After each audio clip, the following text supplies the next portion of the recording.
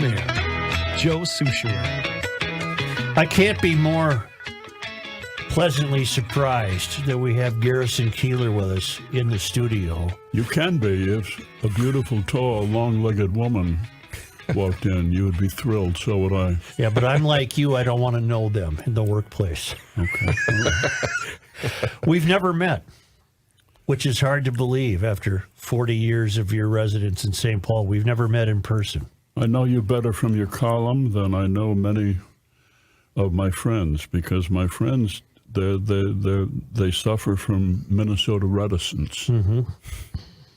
You don't. I haven't lately, no. You've been more cheerful lately. I'm trying to get over my Puritan upbringing. You lived in St. Paul for 40 years. 40-some, yeah. And you did Prairie Home for 40 years, if not longer. 40-some, yeah. And then you left St. Paul. I did. You went to Minneapolis. I'm sorry. I know you should be. What compelled that? What compelled that? Downsizing, for one thing. We had an enormous house on Summit Avenue, which I loved, and my wife, who really was responsible for most of the work around the place, and she had to consult with contractors and plumbers and electricians. She was tired of it. I had spent so many years on the road doing a Prairie Home that I really owed it to her to follow her inclinations. And so I have, and I recommend this policy to you and to other men. I moved to Minneapolis because she wanted to live in an apartment, and then I moved to New York because she loves New York. So that's where I am. But I miss St. Paul. You, from a media perspective, you pretty much owned the town. You certainly owned the newspaper. You couldn't sneeze without getting a story in the Pioneer Press. Oh, that town. Oh, I thought you meant Lake Wobegon. Yes, I do own Lake Wobegon. Yes, you do. The paper, the Lake Wobegon Herald Star, edited by Herald Star. But you know, I'm surprised from time to time when I go see Lake Wobegon that they've departed from my narrative arc. Mm-hmm. I've been wanting to use the term narrative arc on your show, and now I have. You are continuing to surprise me. I never thought that you would agree to be interviewed by me. I don't know why you would think that. Well, I told Rookie before the show that all of the times I've written about you, perhaps I was overanalyzing it. Maybe you never even read the times I've written about you. No, I recall. Yeah. But that's your job. Mm-hmm. Your job is to poke, and you're very good at it. But I've given up poking. Mm-hmm. And I went to my high school reunion up in Anoka, and I was trying to assure these 81-year-old classmates that being 81 is the occasion for cheerfulness. Which is the title of your new book. It is. And I read the first chapter, which is available now, and you have an extraordinarily cheerful outlook. Are you at peace with life? I think so. As close as I have come so far. I like living in New York. I like being anonymous. I like walking down the street and looking at people. I get up around 4:30 every morning, and I sit and I write. Mm-hmm. I love writing a twice-weekly column, 750 words. Mm-hmm. I think I've written my last novel, but I love writing 750 words. Mm-hmm. And I sat down 4:30 this morning in the hotel, and I wrote my 750 words. You no longer maintain a residence here? No. I think I'm still registered to vote, but I've got to change that. New York does not really need one more Democrat. No, they don't. But I guess that's where I'll be. How can you possibly be anonymous in New York? You're distinctive looking. I'm distinctive in all the wrong ways. Well, you're still distinctive looking. But I live on the Upper West Side, and it was. I always thought of it as a Jewish neighborhood, and it still is. You run into a lot of teachers, social workers, a lot of shrinks. There are 2 or shrinks every block.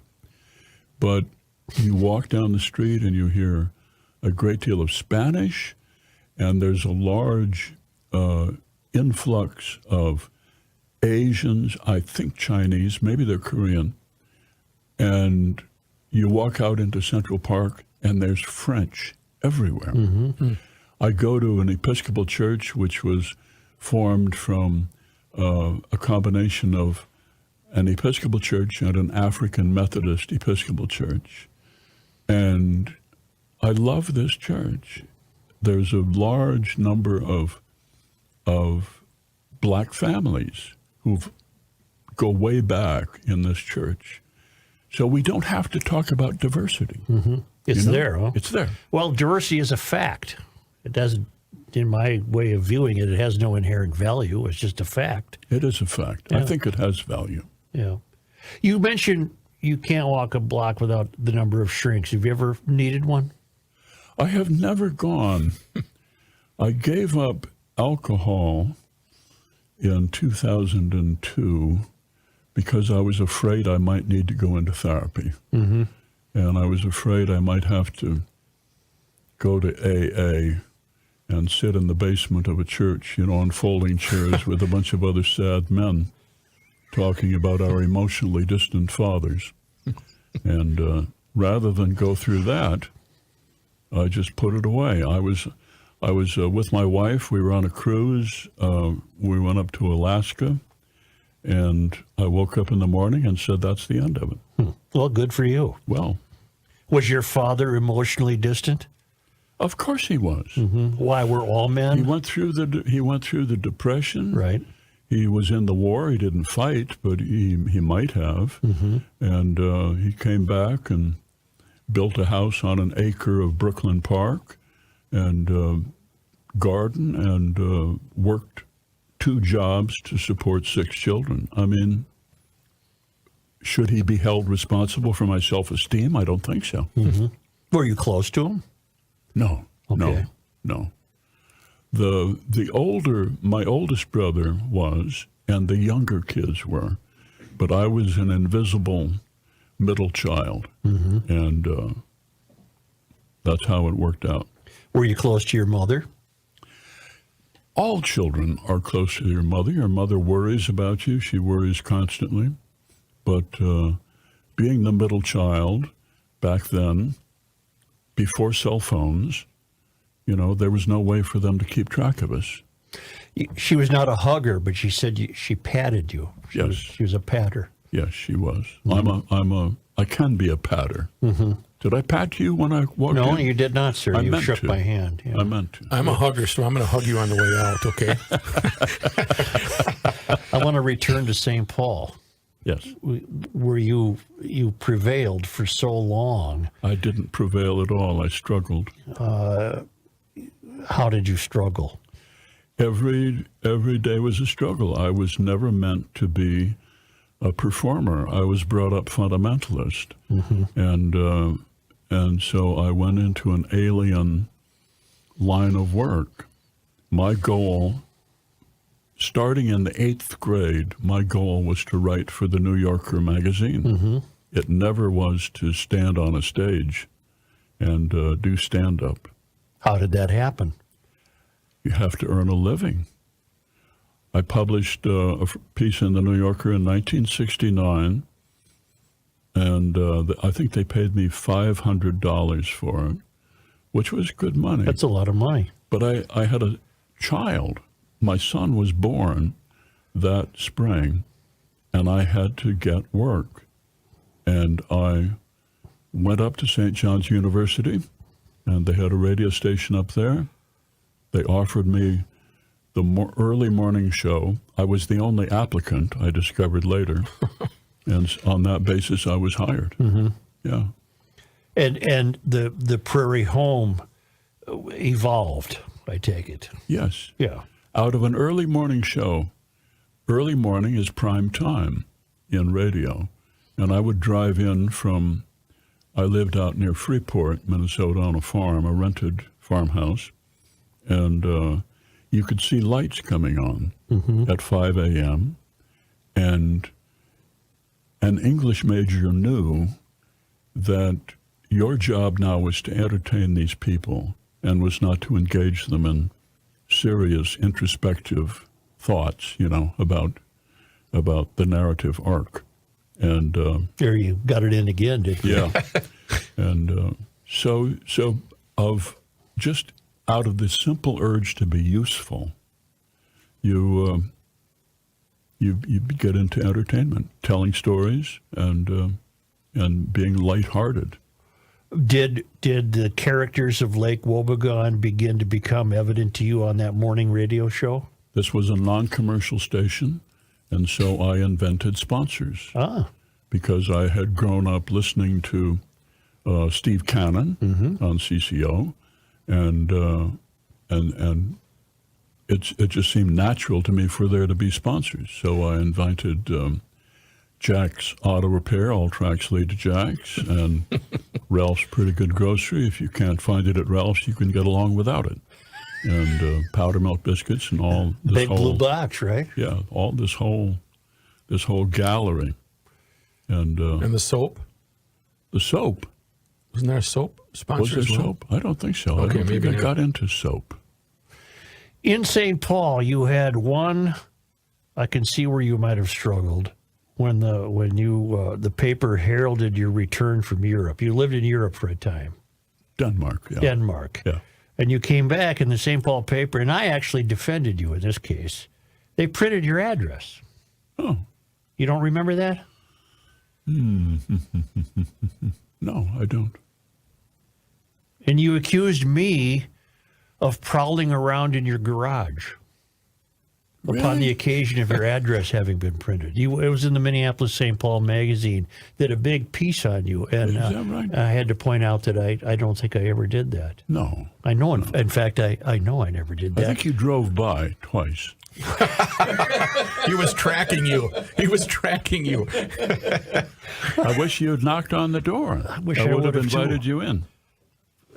Yeah, it feels like way too many years have passed since we've met, without knowing each other. Too many years. I've admired your work. I've had a great deal of fun with it over the years, but I've admired it. Well, I admire yours. You turn out a sentence as well as anybody. Well, I appreciate that. And sometimes a paragraph. I always try to have one sentence that no one else could have. Good. Yeah. Good. When you moved to Minneapolis, you took some wonderful shots at St. Paul. You were afraid you could understand how people would be afraid to be seen in St. Paul for fear that people might think they lived there. And you took great umbrage at St. Paul. In Minneapolis, you found it to be the center of cultural heightened awareness. And I don't think I ever did. I can find read it to you. Minneapolis. It's your own words. I was reading it this morning. Yeah. Am I under oath? No. But you spent so much time in St. Paul, and then was it easy for you to dismiss St. Paul? No, but my life in St. Paul is full of personal missteps. And when you live to be this long, and I do hope to go on, but when you live this long, you're very aware of them. A marriage ended in St. Anthony Park. I lived on Summit. I moved out to Marine on St. Croix. I mean, it's a whole series of misadventures. I quit the show, which was a disastrous decision. I married on the basis of, a teenage romance, married an exchange student from Denmark, and that was a difficult road. So when I go back to St. Paul, I remember these things. But, you know, I also remember wonderful times. I remember shooting a movie with Robert Altman at the Fitzgerald Theater, and my watching him direct what turned out to be the last scene he ever directed was directing Kevin Kline to walk out of Mickey's Diner and strike a match and light a cigarette and walk across a rain-soaked street. And the diner was set up to look like that Hopper painting of the diner. And he worked, I think, 3 hours on that scene, and he was so happy. I never saw him. He loved making that movie. Radio I don't think days it's a we're great speaking movie, of. Right. But he loved making that movie.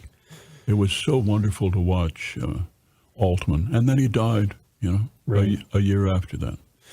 In radio days, you had references to a long, snaking, steep hill in St. Paul. Do you recall that at all? A which? A who? A long, snaking, winding downhill street in St. Paul. It had to be Snelling. I don't know why that stuck with me. I just wanted to ask you about it. Where a car hits a tree, if I remember right. I wonder if I wasn't thinking of that street. What's the name of it? That snakes down from Crocus Hill down to West 7th. That's just a straight hill. Is it? Yeah, the one on Snelling is a winding, curving deposit down to 7th Street. Snelling was not my part of town. No.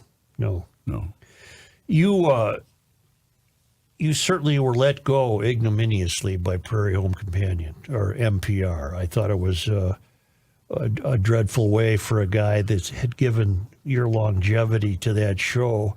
I thought it was a bad way to go. It happens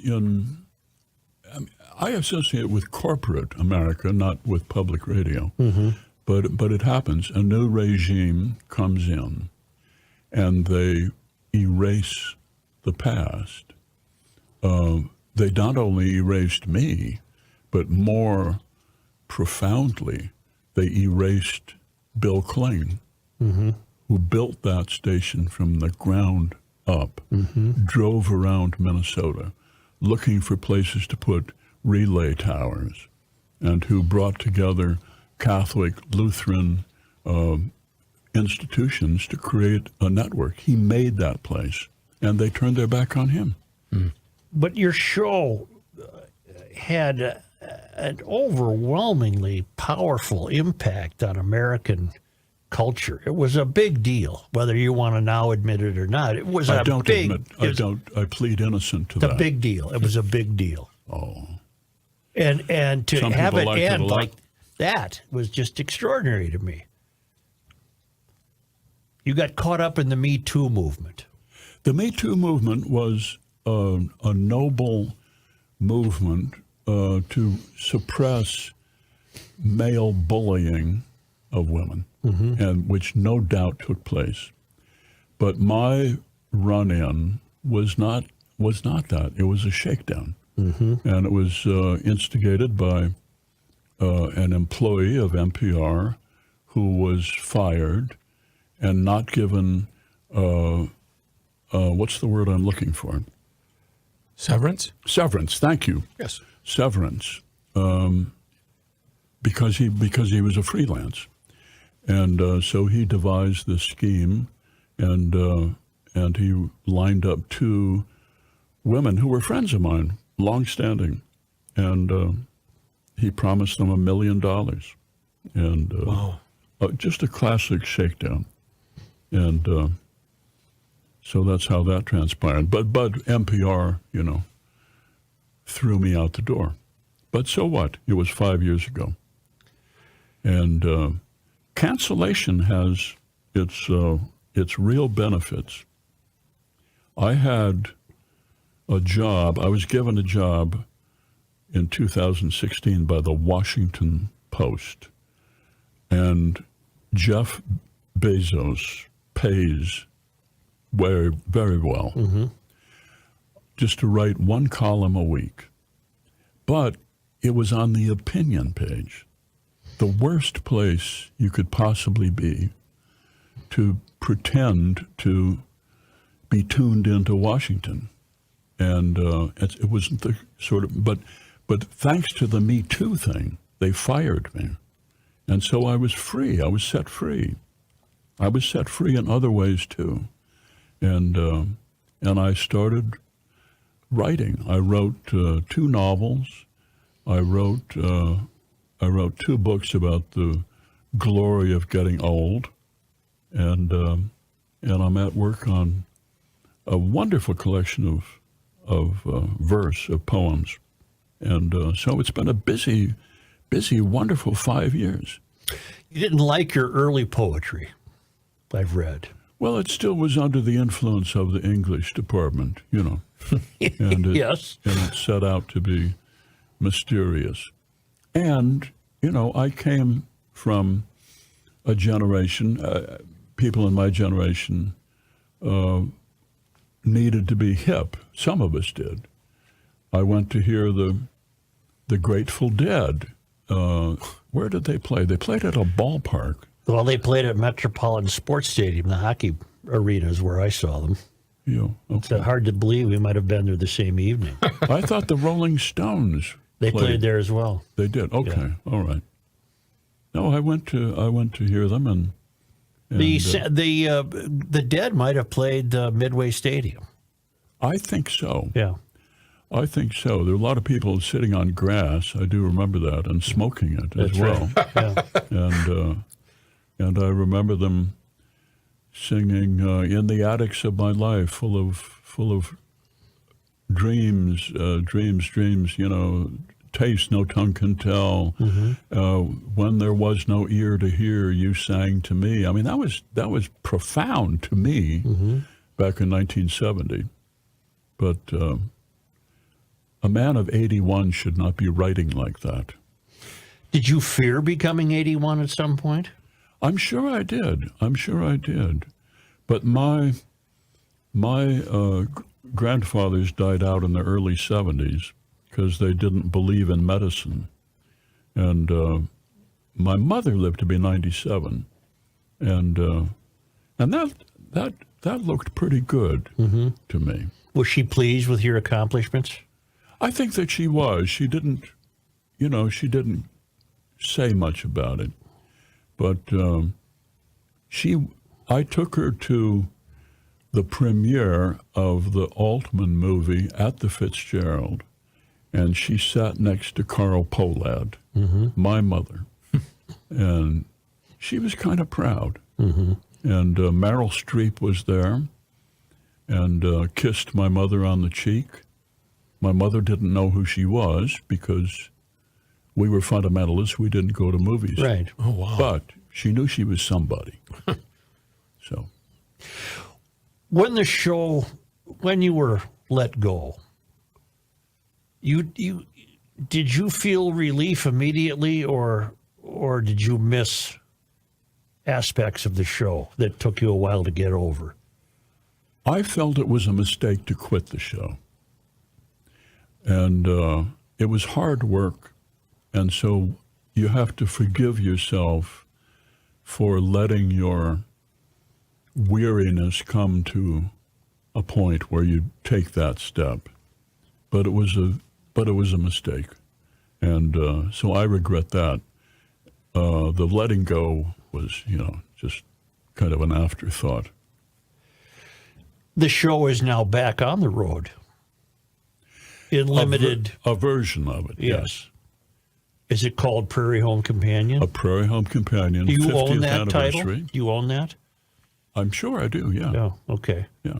Because what replaced You you, wanna was buy it? something that you want to buy It's a Garage Mona Logic? Lisa title. Yeah, it is. It's only one of a kind, so there's no way to assess the value That's right. of that title. It's like Trump Tower. It has I no suppose value. you don't run into Trump very often, do you? I don't think I ever have. No. No. You don't want to either, do you? I don't care. Yeah. But he doesn't go to New York very often unless under indictment. And he's not especially popular No, in New York. no. No. I was reading that you, other than writing, you don't have many passions, do you? I'm married to a wonderful woman, and she is my passion to make her happy. Mm-hmm. And what else do I have? Well, you don't collect cars. You're not a golfer. You No. don't. I golfed at Columbia Golf Course, I think when I was in my mid-30s, and I thought to myself, I don't want to spend 3 hours doing this every week. Mm-hmm. And I was right. I don't regret that. Your view of exercise is rather novel. That you don't particularly care for it, and your exercise consists of reaching for things on high shelves. My exercise now is walking back and forth on a stage. Yeah. But no, I don't. I was in gym class at Anoka High School, and our gym teacher, Stan Nelson, made us do the rope climb, the chin-up, and the running dive over the horse onto the wrestling mat to make a forward somersault. And that cures you of any urge to do exercise. Did Anoka seem very rural when you were in high school, when you were a kid? I loved it. I loved it. My family, I have a big family up in Anoka. Everywhere there were cousins and aunts and uncles. I was very wealthy with relatives, so I felt very much at home there. And after I flunked my physical to go out for football, I got a job writing for the Anoka Herald on 2nd Street, across the street from the junior high school. And my classmates on their way to buy ice cream at the Anoka Dairy would look across the street and see me sitting in the front window at an Underwood typewriter writing sports stories. And I felt like the king of the hill. And you suggest that was the beginning of your fiction writing. It was a mediocre team, but I made them as good as I could. Oh, you made them valiant, didn't you? No, I sat up in the press box, thank God, because I knew nothing about football. But there were two announcers there from Kano Radio. And so I just listened very closely to what they had to say, and they were my material. Was your dad a carpenter? He worked for the Railway Mail Service, sorting mail on the mail car, but he did carpentry freelance as well. He built our house from the ground up in 1947. Poured the concrete, built a basement. We lived in it while he built the house over our heads. How much of Anoka is in Lake Wobegon? Not much. Anoka became a suburb and really was dependent, and Northern Pump was up there, and there were some big factories there. So I don't think I picked it up from Anoka. I tried to base it a little bit on Freeport, Avon, Albany, where there was a substantial Catholic population. I wanted to have Catholics in my town, and Lutherans, of course. Why Catholics? Because it's an alien culture. Easy to pick on. The idea of praying to saints, I think, is something picked up from the Romans and Aztecs. And so when I go into St. Patrick's Cathedral in New York, I don't do this often, but when I do, I'm just absolutely astonished. You like the church? St. Patrick's? I'm an Episcopalian. No, I understand. Yes. Yeah. You're a WASP. Well, if you understand, you're doing better than I am. Well, I don't understand it metaphysically. I just understand that you would enjoy St. Patrick's. It's a lovely church. It is in its own way. It's a lovely church, but it has this feeling of Catholic peasantry coming in and putting their forehead on the marble Right. by the statue and asking the saint to, cure their pancreatitis. And this is something that led my people to start the Reformation. Do you believe in heaven? I do. I don't know what it's like. I have no idea. Do you believe in hell? I try to. Mm-hmm. I try to. I write about it, but I don't have any direct insight into it. I can't help you there.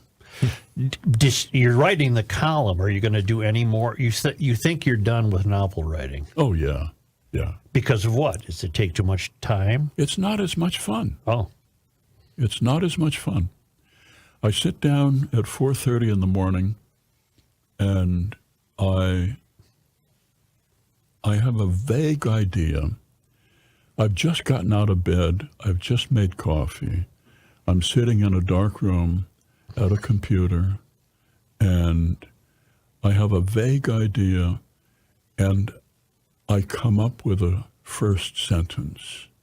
And the way that first sentence is a searchlight that takes you into what the first page, the second page, and another half page is just delightful. Mm-hmm. I don't find writing novels delightful because they're never good enough. Mm-hmm. They're never good enough. They're never finished. Have you tried to read Moby Dick lately? Not lately, but No. I've tried to read it. Yes, I have too. Mm-hmm. I don't think he was happy with it. I don't think he was happy when he began it. Yeah. Are you happy? I am from time to time. I was really delighted when the Twins beat Toronto. That was fun. And they beat them thanks to Toronto pulling a pitcher that had us baffled. He threw 45 pitches. 47. 47. And they pulled him, saving him for next year, I guess. And all the Twins looked at each other entirely happy with this decision. Yep. What's your view out your writing window in New York? What do you look upon? I look at a wall. Oh. Of another building? No. The windows are off to my side. I don't want to look out the window. But I write until, 7:30, 8, and then I get up and take a walk. I can't... I would think you'd want something more bucolic. I would think you'd want to live where you could look out and see Lake Wobegon like countryside. Lake Wobegon is not a place where I could live. I talked about it. I wrote about it for years, but I wrote about it knowing for sure that other people knew much more about this than I did. And my writing about rural Minnesota was like my writing about chemistry or physics. Mm-hmm. It was alien territory. Mm-hmm. I was faking it, and I did it fairly well, but I'm not proud of that. What are you not proud of? The faking part? The faking part. I think I missed out on a lot, and but I still do the News from Lake Wobegon.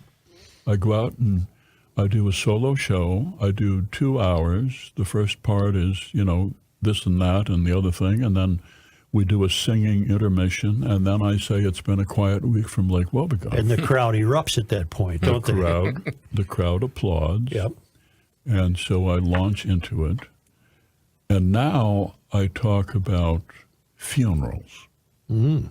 And the funerals, I'm killing off the characters I invented one by one, and I'm doing their funerals. And that, I think, is better than talking about their children and fishing. I know nothing about fishing. Hunting, I've never hunted in my life. And I never really experienced tavern life. Just I sat and drank at home, and so I was not equipped to do the writing I did, but people seemed to like it, so I did. Well, you had to be pleased with your imagination. I'm not pleased at all. Really? No. Well, what the hell? It worked for 40 years. It worked superbly for 40 years. Donald Trump has been successful for 40 years. Is he proud of it? No. I got to bet with you that he doesn't have. You and I combined have more money than he does. I don't think he has a nickel. I don't think he has a nickel. Really? You always say it's been a quiet week in Lake Wobegon. Has there ever been a loud week in Lake Wobegon? I'm sure there has, but it's the right introduction for a monologue in which most of the time not all that much happens. But I did recently introduce an embezzlement. Oh my. A Lutheran Sunday school teacher named Mildred Nordberg left town, who was a teller at the First Inquest State Bank.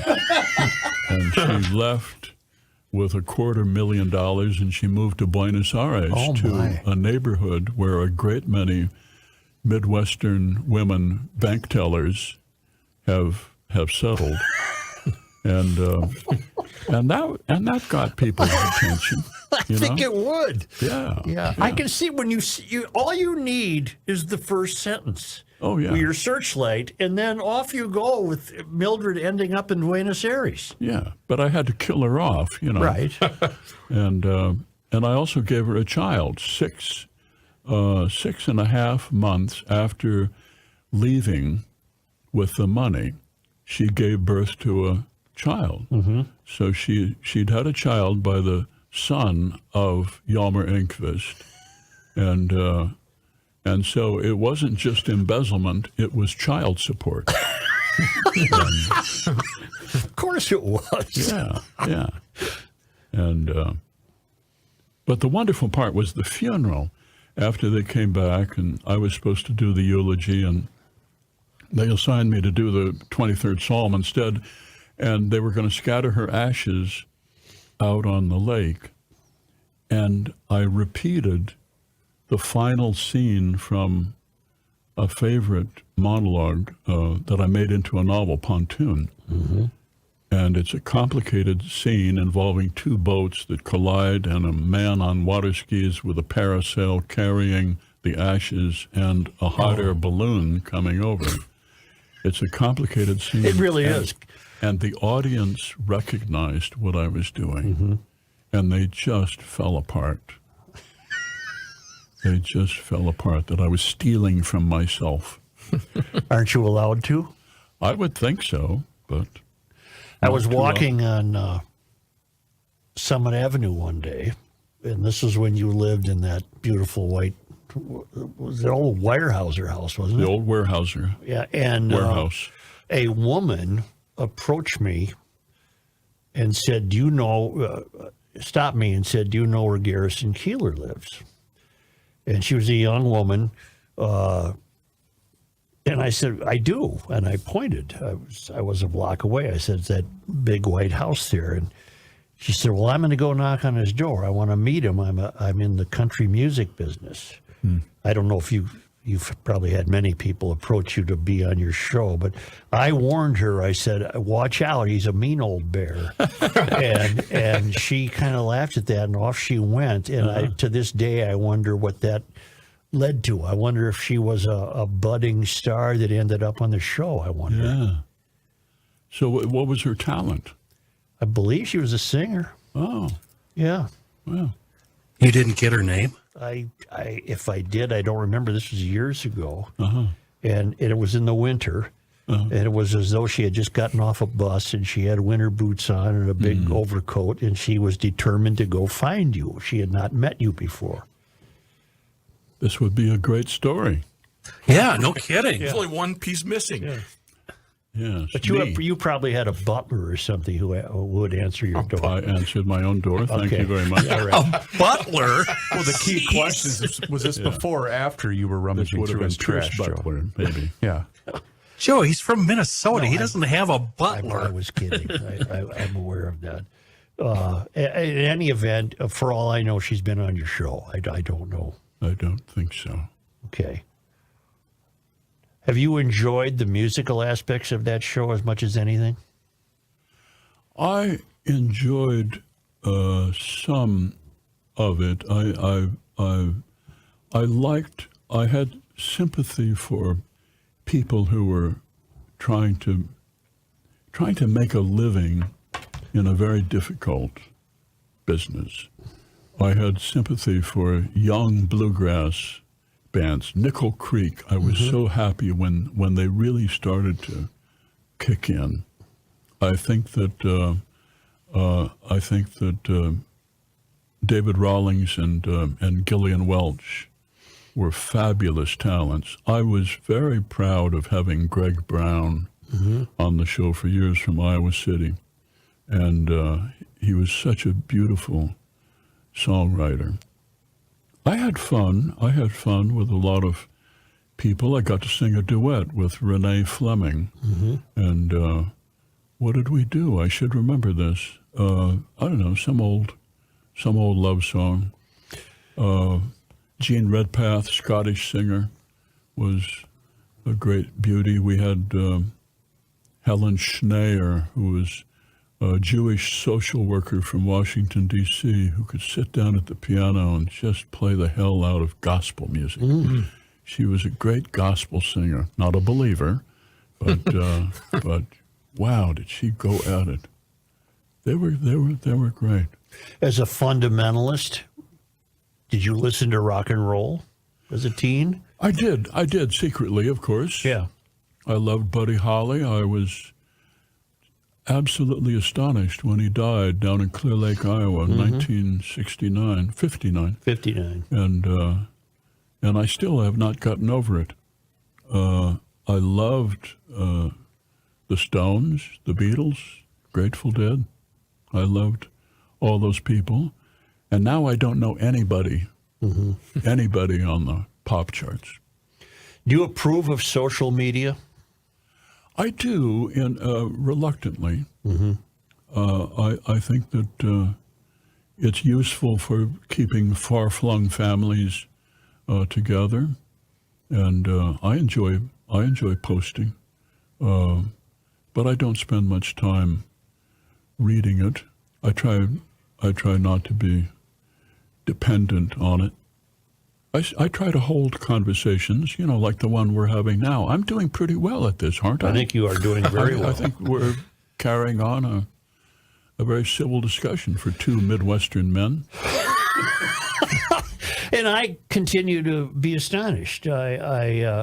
I've emailed you in the past asking you to come on. You never did. Yes, I did. You never did. Well, I don't know how to You find had the wrong those. address. You misspelled my name. I probably did. I don't know how to find those old emails, but I can. And if it wasn't for Rookie running into you at the airport, we might have never gotten together. That was wonderful. That was very fortuitous.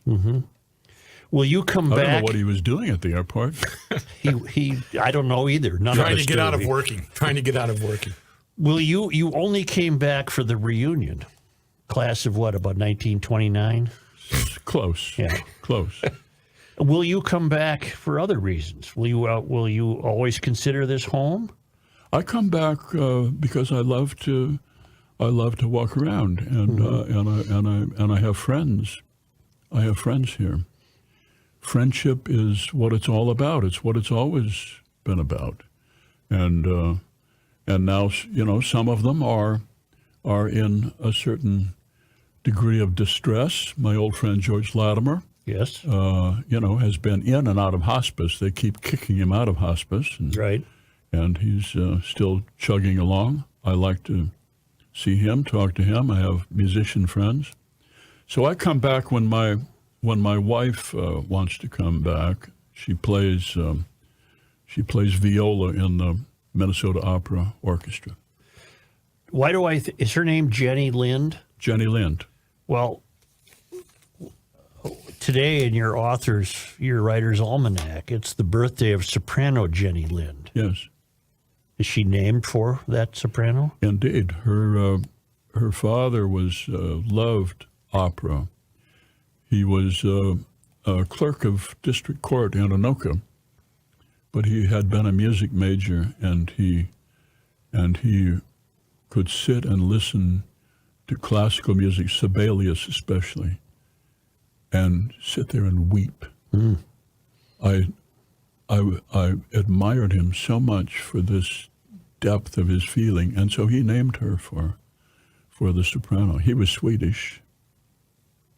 I did not know she was from Anoka.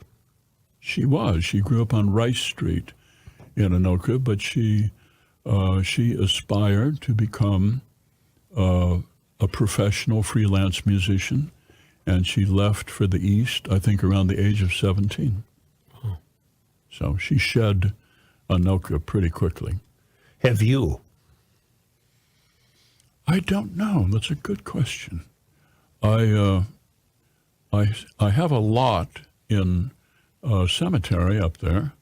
I go up now and then. Do you visit your lot? Huh? Do you visit your lot? Yes. Okay. To make sure it's not occupied. I have cousins up there. I feel very close to, pardon me, I feel very close to my cousins, and even ones I haven't been close to for years. I always feel that we're all on the verge of becoming friends, and so I have a family connection. The town itself is a little, I don't recognize it. It's grown. It's become a suburb. Mm-hmm. Yeah. Does it unnerve you to be placed in the same sentence as F. Scott Fitzgerald and Sinclair Lewis? And I'm not in that same sentence. you don't think so? No, not by anybody who read Sinclair Lewis. Mm-hmm. Sinclair Lewis was a very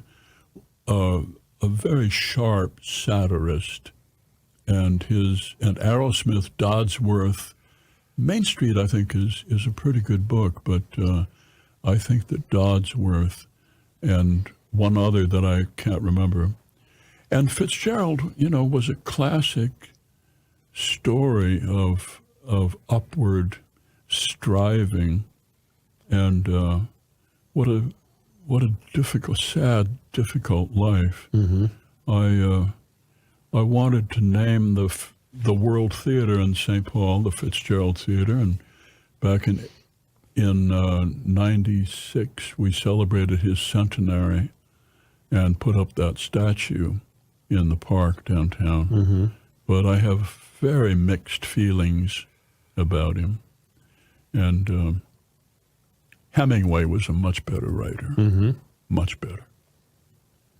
What was the fault of Fitzgerald's writing? I think that he was trying too hard to get away from the Midwest, and I think that he was sashaying around Paris and New York, and he was trying to be somebody he was not. Your name will probably be on a plaque of some house in St. Paul, as his is, that you once lived there. I don't think so. I lived in too many houses. Okay. There'd be too many plaques. Mm-hmm. I don't see a reason to. Did the cast of the show in its heyday gather at your house? Was it an ongoing collaboration, or was it, I'll see you next week? Occasionally, especially at that big house, the Weyerhaeuser, which was really made for social events. It had the largest living room in St. Paul. It had a screened porch off it. You could walk out the door of the living room and up to a stone wall that looked down onto the river. It was perfect for a party. It allowed, you could easily have 75, 100 people in there, and they could go off in separate directions. The piano was there. Somebody would sit down at the piano and play. It was absolutely perfect. My own inclination, left to myself, would be to come home and close the door and brood. Right. But my wife thought that having a party was the decent thing to do. And my daughter, as she grew up, loved the parties. She loved being backstage at the show, and so, you know, for the benefit of others. But you're no longer brooding. No, I don't think so. I don't think so. I do a useful work walking out on a stage, expecting to spend 2 hours, which is a long time, one person. No scenery, no costume changes, and you're out on stage. I want to talk about being old, and I want to run through a long song which combines love lyrics with old jokes, and they're all in the same form, which people like.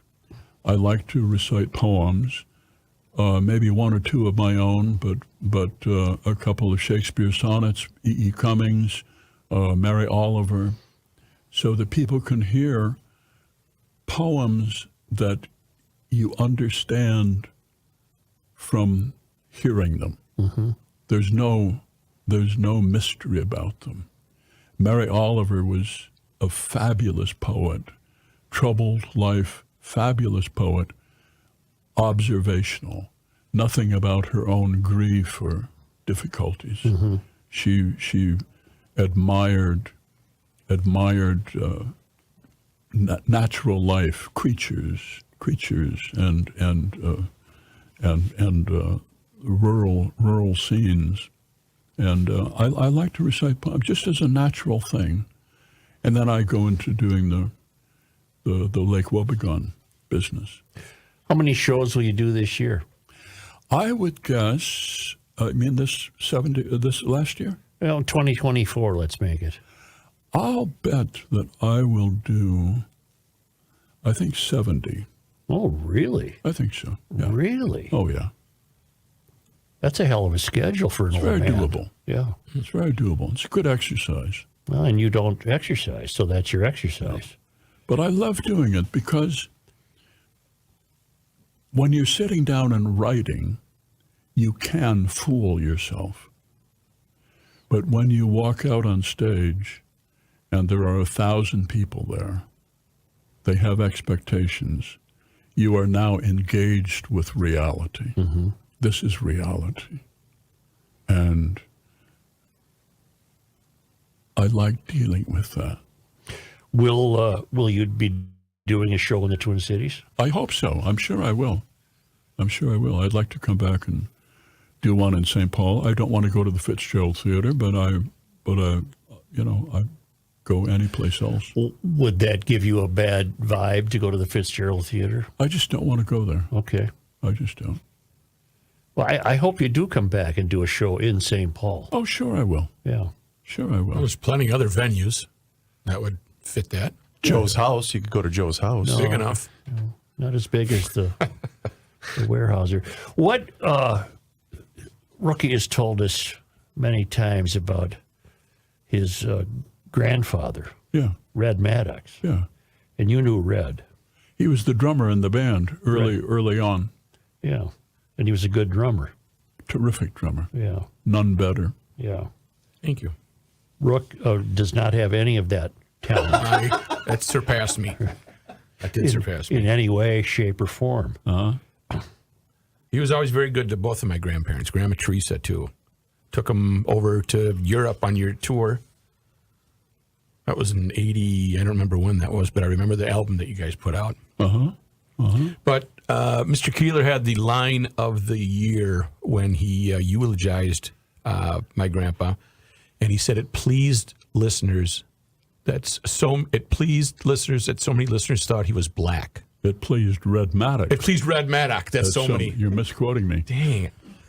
I had one shot. read that so many listeners thought he was black. He sang in kind of a Satchmo growl, and he was just the most joyful singer, and even when he didn't sing, he looked so happy back there by the drums. Maybe that's where you get it, Rook.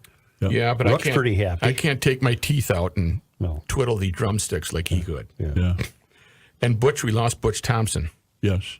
He was a hell of a piano player. He was great. He kept on playing even when he could not remember how the song went. He would start it and then it would come back to him.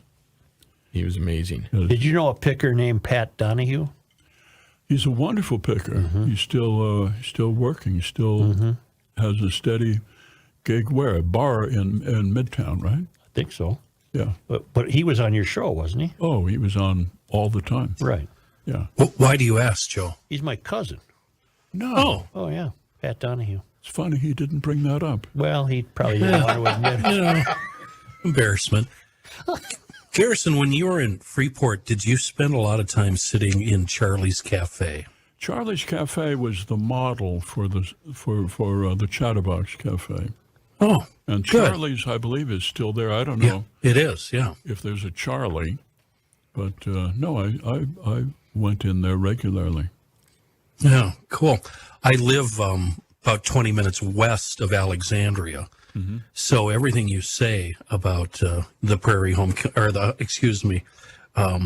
about the town really rings true, except it's way better than it actually is.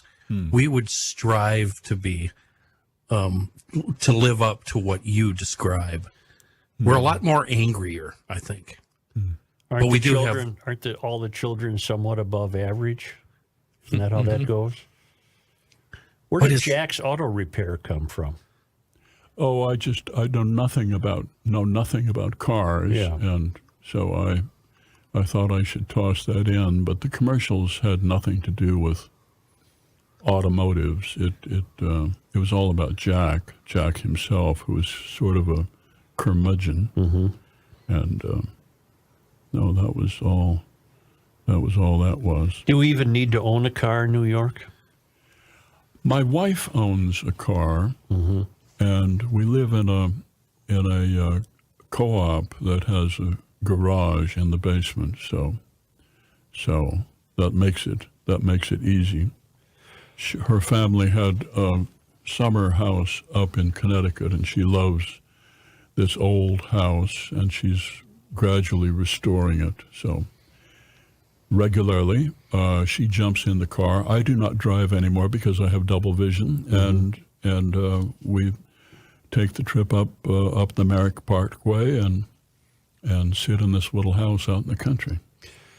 Do you, I was going to say, you don't keep a car here, obviously. You don't need one here. You don't drive anymore. No. Are you going back today? I'm going to fly back tomorrow. I miss my church, and so I'm going to go to church tomorrow with a Danish friend, Brian Christensen, who came to America when I was married to a Dane, and he loved Elvis. And he wanted to become a singer. And he tried that for a while. He does a very good Elvis impression, but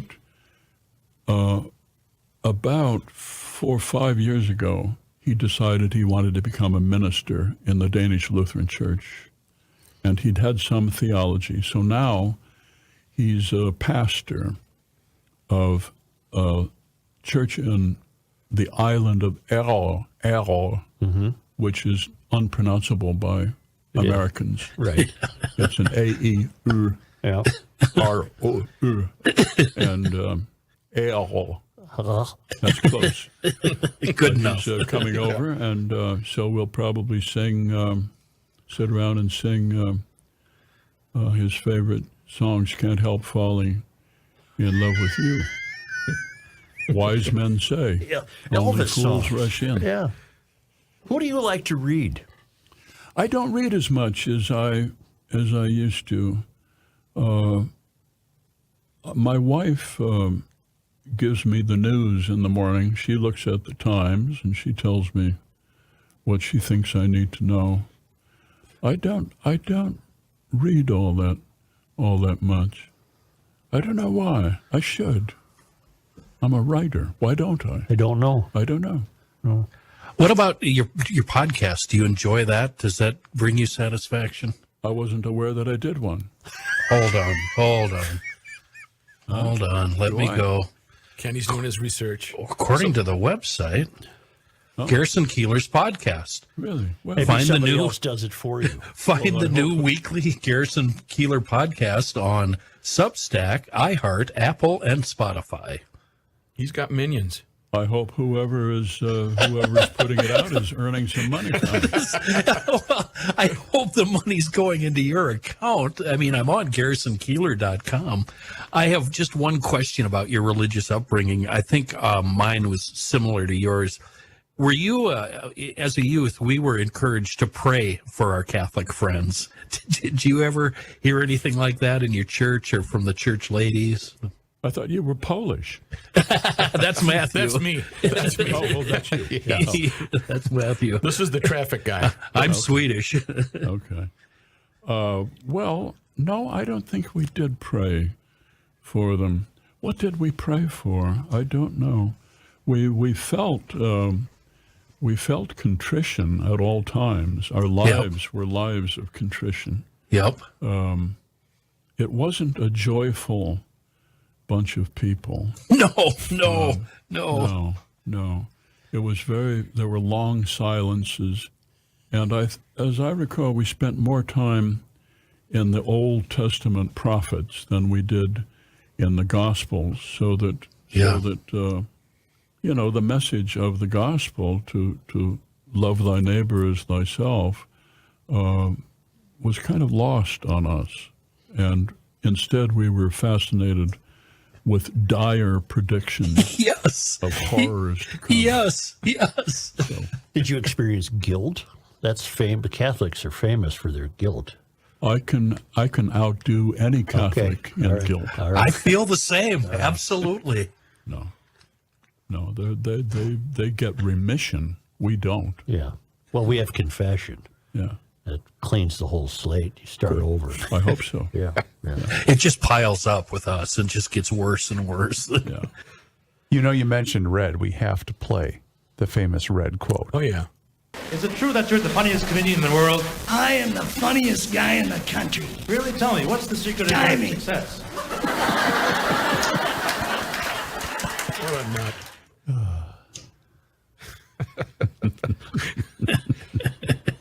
Chet Atkins said nobody kept time better than Red. Do you believe that? It depends on what you mean by kept time. No, he was a great drummer. He was a very joyful drummer. I don't think he ever had an ear for rock and roll, but he would have tried, you know. I think when Elvis was out, I recall my mom saying that, oh, the Beatles and Elvis, he would toss them aside. That's not real music. There's the Dixieland or jazz or whatever it was. I don't know. I never talked to him about music.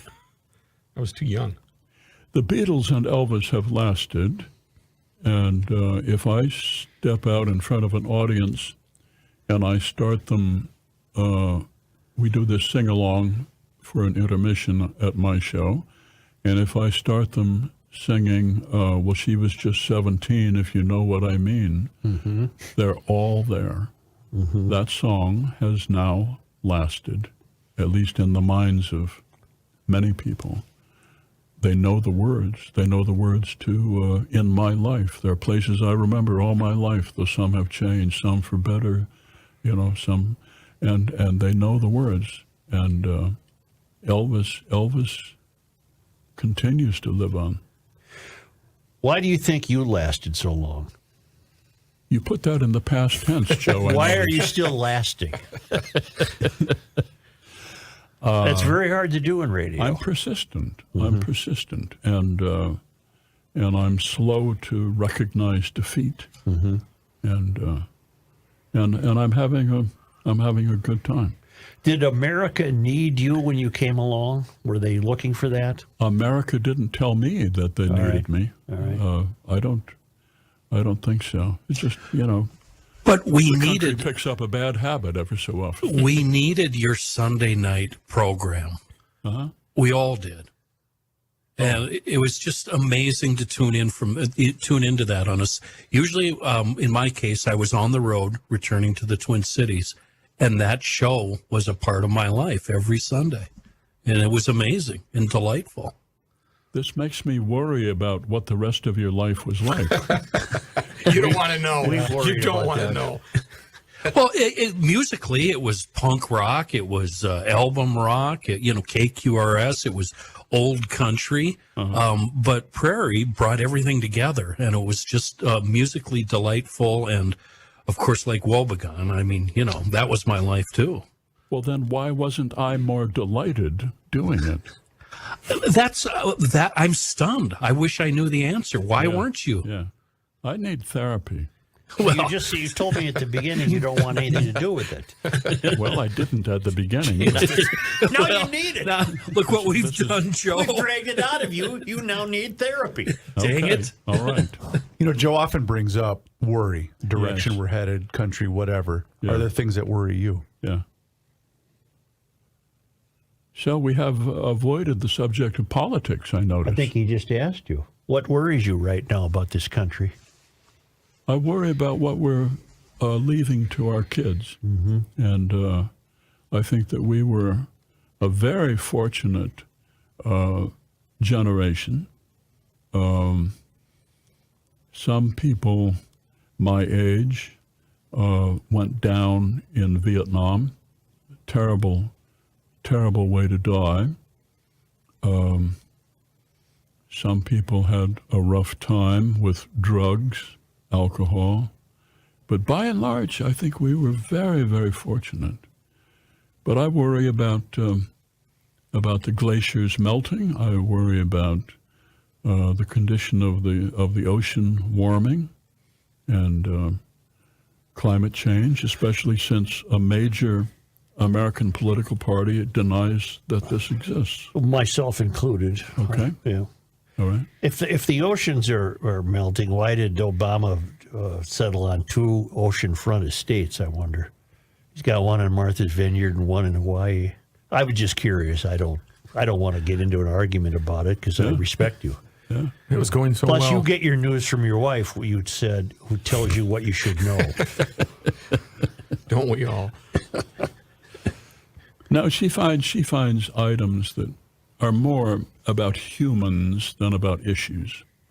And just people are endlessly fascinating to my wife. And as I get older, I'm drawing on her more and more often for material. Mm-hmm. Well, there's nothing wrong with that. No. Oh. I can't tell you how much I appreciate your visit here. It sounds like we're coming to an end. We don't have to. But Did you enjoy the reunion? No. Oh. No, I did not. Why? I felt bad for some of my classmates, and they seemed a little bit lost and a little bit weary, and that resolved me on the idea of working until I just absolutely cannot. Mm-hmm. And when you're a writer, there's no reason to stop. Right. So feel very fortunate about that. Robert Altman never wanted to retire. He was going to die with his boots on, and he did. He was in the process of pre-production on a movie when he died. He was a very sick man when he directed that Prairie Home Companion movie. Mm-hmm. But my God, he loved his work. It was just inspiring to watch him. Chet Atkins wanted to work until finally a big stroke hit him and he couldn't play anymore. I went down to see him, and he didn't want to be seen the way he was, sitting there hunched over with a guitar in his lap that he could not play. Were you did you remain close to some of your classmates? Some of them, yes. We get together and we have lunch, and no, I like to talk to them, but some of the ones that I was closest to perished, and I cannot get them out of my mind. One of my best friends committed suicide when she was 44, and I can never forget Corinne. It sounds to me like you saw some sadness at the reunion. Well, I think that it's a delicate age, and it affects people in different ways. But I could not make myself stand up in front of that group and talk about the joy of getting old. Mm-hmm. It just didn't seem to be the message they wanted to hear. Right. Well, I hope you have another reunion. What number was this? This I graduated in 1960, so this would have been 63 years. Oh, wow. Yeah. You're almost old. Well, it's in sight, yes. It's not the end of the world, but you can see it from here. Mm-hmm. Well, you're in good health thanks to catching that heart surgery that didn't spare your uncles. Yes, exactly. Medicare paid for all of it. Mm-hmm. You know, the government has been very generous to me. Well, with the taxes you've paid, you've been very generous to the government. Well, I didn't have to valuate my personal property holdings. Mm-hmm. You know, I had somebody else do it, an appraiser. Right. So I did probably pay more taxes than. I take it you'll be following the Twins now over the weekend in Houston. I can't wait to get back to New York so I can watch them on TV. Oh, okay. Full disclosure. I jokingly said, Joe, you should ask him about the Twins-Houston matchup. And he said, don't be a dummy. And I said, and here we are. I didn't know Garrison was a baseball fan. I knew he was a baseball fan. Yeah. Baseball is part of the basis of my sense of order in the world. And I was so glad when they made the rule change that the time clock on the pitcher was a beautiful change. Isn't that something? It's just amazing. What about replay? How do you feel about that? I of course I love it. You want robotic umpires? I don't I don't take a position on it, but pardon me. You're mentioning umpires, I get choked up. So did Earl Weaver. I've heard people tell me that the number of bad calls is really astonishing. Well, there's a famous home plate umpire who's not gaining any fans. Who am I thinking of, Reavers? Angel Hernandez. Angel Hernandez, who has made some terrible mistakes. Oh. But the Twins are fun. The crowd seemed to be very, very motivated over the last 2 days. Yeah. But I'm an old man, so I can't forget things I saw at the ballpark that I doubt anybody will see again. To see Rod Carew hit a double, steal third, and take a long lead on third, and the crowd knew he was going to do it. Mm-hmm. They knew he was going to do it. Mm-hmm. And after, I think, 2 pitches, he did it. I saw Carew swing twice while he was being intentionally walked. Just to dare him to come back. Come on in. What about football? I don't understand why people would sit and watch it. I just honestly don't. Ice hockey. I love hockey, but I love. I think I like women's hockey better than varsity men's. Less violent. It is, but they're terrific skaters. Mm-hmm. But they can check, you know. Mm-hmm. Professional hockey, I don't care for at all. I don't. You're not a season ticket holder for the Rangers. Oh, please. Yeah. Please. Yeah. Or the Knicks, for that matter, I take it. No. We're not going to see you courtside at a Knicks game. I don't think you'll ever see me at a Knicks game. But more importantly than that, you will never see me at Yankee Stadium. Oh, Okay. Why is that? strong words. Yes, they are. Yeah. I went once, and that was enough. Okay. There's a sense of privilege and a lot of very angry men in black who, feel entitled to the game. You didn't wear a Boston hat to the game, did you? Because then they would have been all over you. No, I don't think so. No, but you nailed it, and I'm going to seriously. You absolutely nailed it. I went to Yankee Stadium. This was the old one, Yeah. 2009, with my wife, Right? and it was as if we were infringing upon them. Yes. I've been around the game my entire life, and I thought, well, I'm just here to watch a baseball game. But it was, we're better than you. Yeah. It was a sense of you're less than, Yeah. and I'm just sitting here watching a baseball game with my wife. Yeah. Yeah. Garrison, do you have a favorite club where you would go see music in New York? Maybe something in the Village or the like. I accompany my wife to the opera, and I accompany her to Carnegie Hall. If there's an orchestra playing Brahms, she becomes very emotional, and she needs somebody to put their arm around her. And I want to be that man. That's awesome. That's great. That's probably best. Every so often we go to a jazz club, but we go to hear old jazz. Red Maddock would have loved Vince Giordano and the Nighthawks.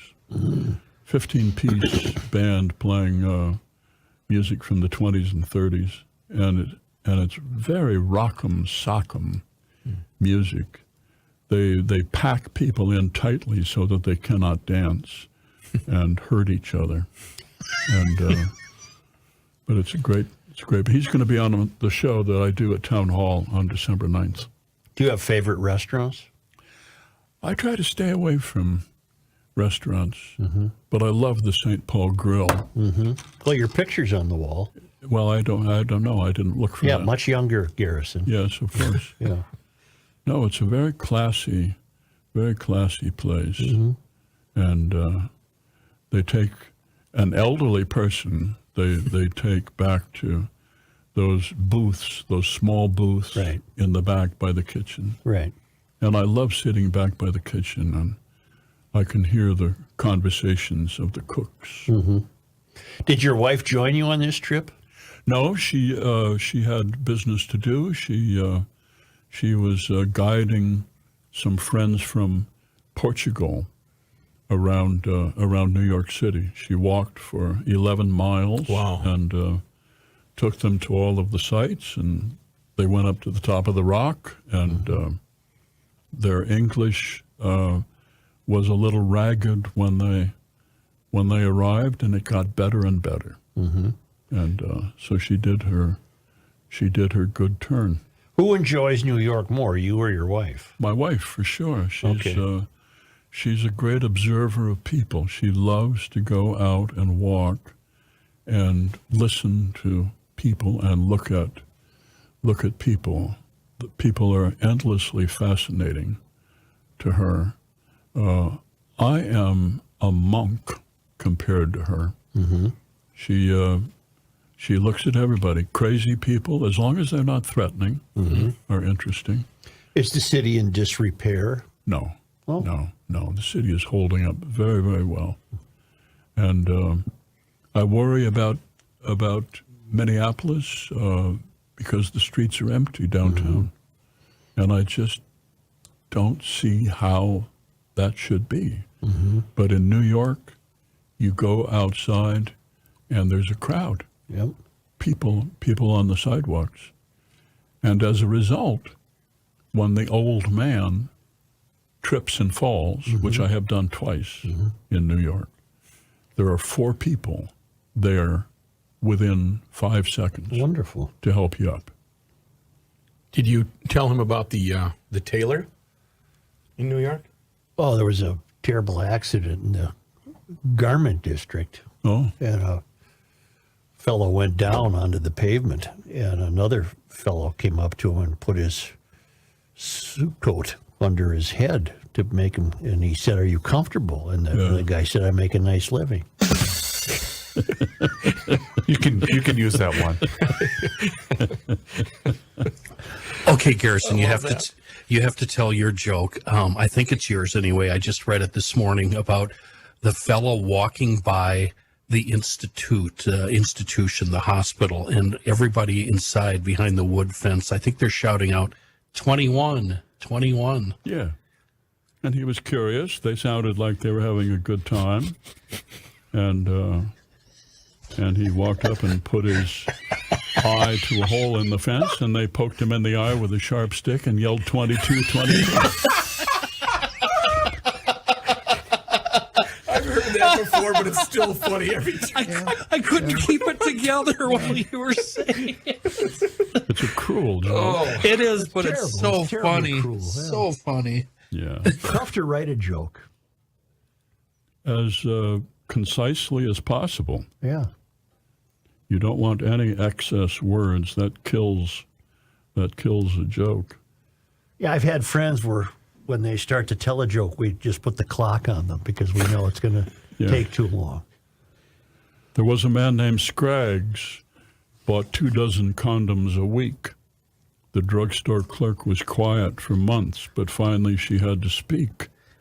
She said, "What are you doing with all those condoms?" "It's simple," said Mr. Scraggs. "I feed them to my poodle. Now she poops in plastic bags."